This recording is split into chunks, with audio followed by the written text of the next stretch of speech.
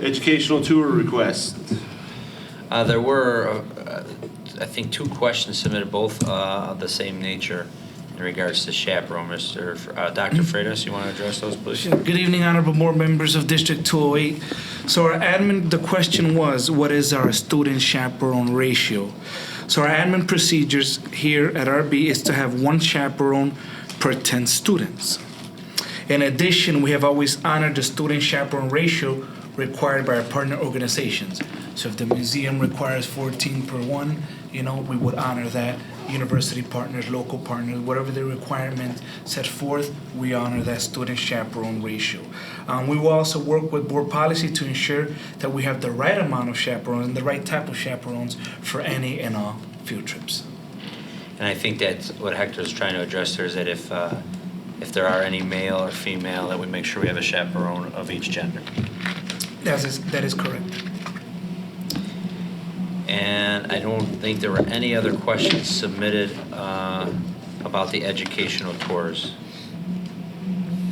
And this is our first read of these, correct? That is correct. Well, so has anything been amended since,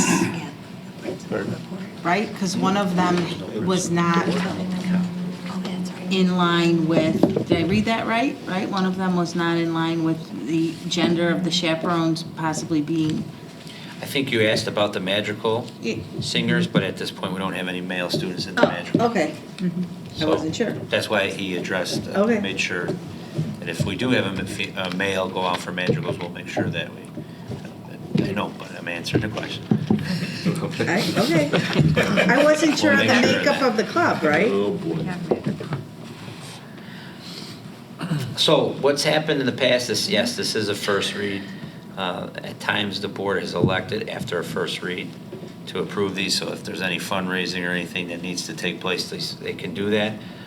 Since we are meeting on September 24th for the committee of whole, it's simple for Mary Ann to call that a special meeting, and you can vote on it at the committee of the whole.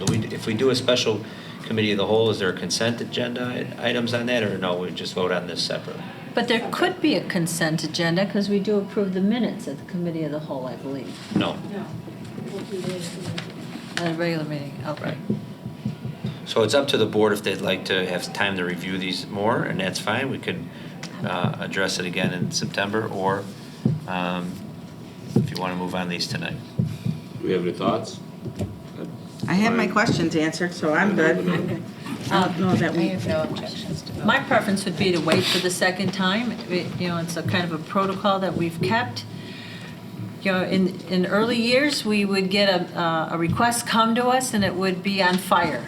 And it would be like, please, to try and pass at that meeting. And so now we've got it where the expectation is that it's going to be presented one meeting and voted on the next meeting. And I think this board has been open to those things that needed a quick approval.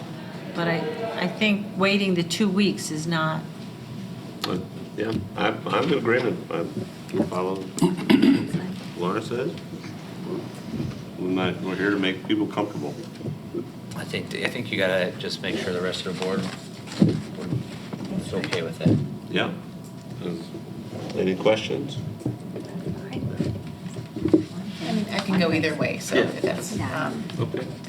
I think it's a good point to keep them not being last minute requests, but at the same time, I know people do need a plan, and some of these are coming up in December, so it's fine at the next meeting.